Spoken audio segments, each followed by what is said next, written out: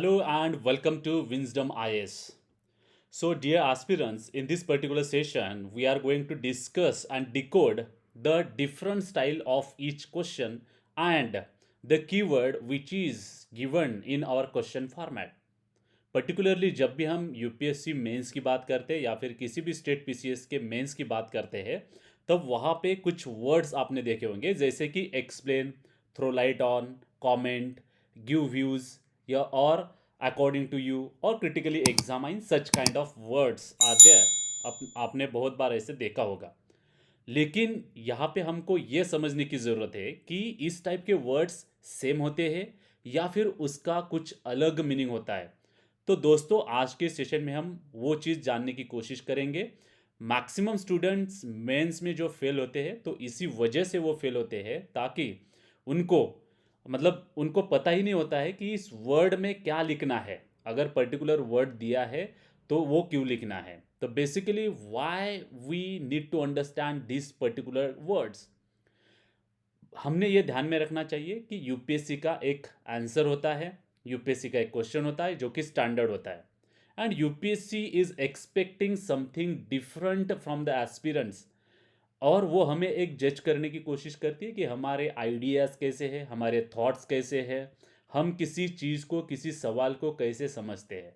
The aspirant who understood the demand of the question will get the maximum number in the mains exam. तो ये यहाँ पे ध्यान में रखना। तो क्या करते हैं, उसको हम कैटेगरीज करते हैं, कैटेगरी 1 और कैटेगरी 2 में इस वर्ड को हम यहाँ पे रखने की कोशिश करते हैं। जैसे कि आप यहाँ पे देख पा रहे हो कि कैटेगरी 1 में एक नॉर्मल वर्ड है जैसे explain, throw light on, describe, elucidate और सब्सटेंशिएट। जैसे ये कैटेगरी 1 में है।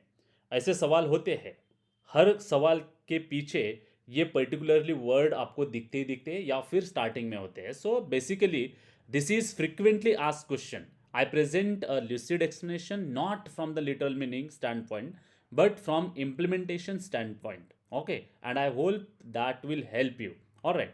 सेकंड कैटेगरी जो है तो उसमें examine, analyse, comment, evaluate, assess, give views, do you agree, critically examine और क्रिटिकली और वी कैन से एनालाइज। इस टाइप के वर्ड्स आपने देखे होंगे। इसका मतलब ये है कि यूपीएससी हमसे कुछ कैटेगरी 1 में अलग एक्सपेक्ट कर रही है और कैटेगरी 2 में अलग एक्सपेक्ट कर रही है।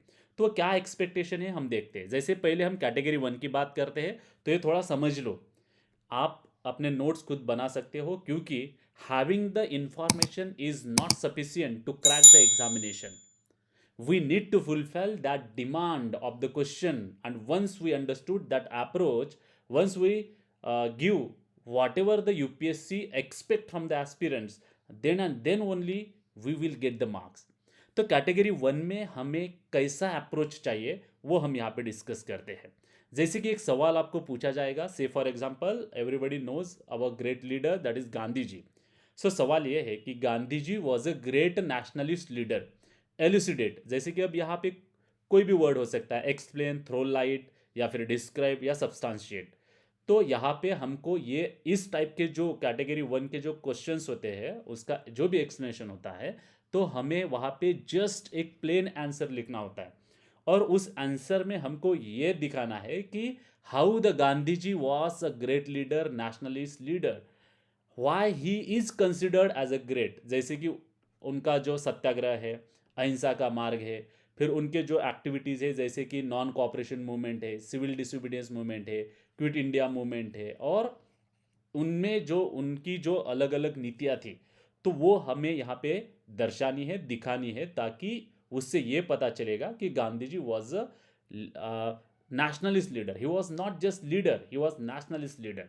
तो जैसे भारत में वो आए 1915 में, तो 1917 से उन्होंने जो भी इंडिया में मूवमेंट करी तो उनका एक अलग महत्व यहाँ पे हमें देखने को मिलता है। तो उनकी एक स्टाइल यूनिक थी और यहाँ पे नॉन वायलेंट थी, तो हम ये दिखा सकते।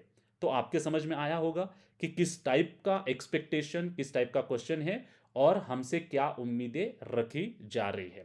तो ये हो गया पहला पॉइंट। अभी कैटेगरी 2 जो है हमारी, उसमें हमको क्या लिखना है, कैसे लिखना है। सेम क्वेश्चन हम यहाँ पे लेते हैं जैसे कि Gandhi ji was a great nationalist leader और फिर लास्ट में दिया गया क्रिटिकली एग्जामाइन।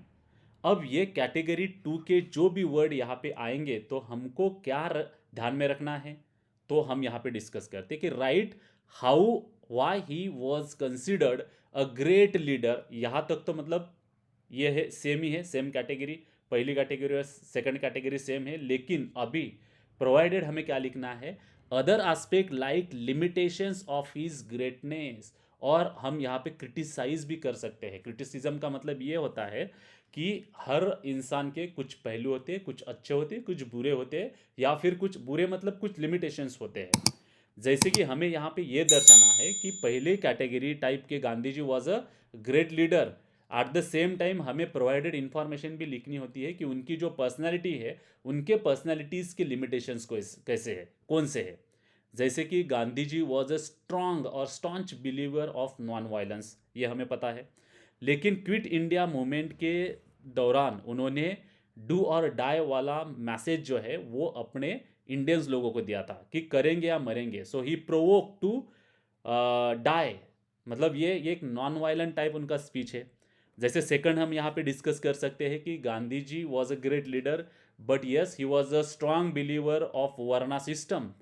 मतलब जब भी क्वेश्चन आता है डॉक्टर बी आर अम्बेडकर और गांधी जी, तो उनका पहला झगड़ने वाला ये पॉइंट था कि गांधी जी वर्ना सिस्टम को सपोर्ट करते थे, whereas Ambedkar was against the varna system, against the caste system.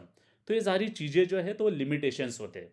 मतलब आपको अभी तक ये पता चल चुका होगा कि जिस कैटेगरी 2 की हम बात कर रहे हैं तो वहाँ पे कुछ लिमिटेशंस आते हैं, वहाँ पे हमें कुछ लिमिटेशंस के साथ साथ ऐसे पॉइंट डालने होते हैं जो कि उस पहलू को वो निगेटिवली पॉजिटिवली पूरा प्रेजेंट कर सकते हैं। Okay, I hope that you are getting my point. अगर ये आपको समझ में आ गया है तो कमेंट बॉक्स में मुझे लिख सकते हो, और अगर आपकी कुछ क्वेरी है तो वो भी आप बता सकते हो।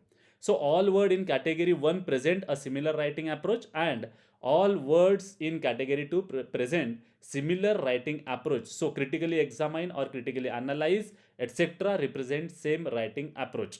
तो यहाँ पे दोस्तों ये बात हमेशा ध्यान में रखना है। मैं यहाँ पे अपील करूँगा सभी स्टूडेंट्स को, और एक बार फिर से बताऊँगा कि having the information is not sufficient to crack the examination. Put that put that information according to the demand of the question will definitely help you to crack such kind of examination. I hope ये video आपको अच्छा लगा होगा। अगर ये video अच्छा लगा होगा तो लाइक करें, शेयर करें और चैनल को सब्सक्राइब करें। Thank you. मिलते हैं ऐसे ही दूसरे वीडियो में। All the best. जय हिंद।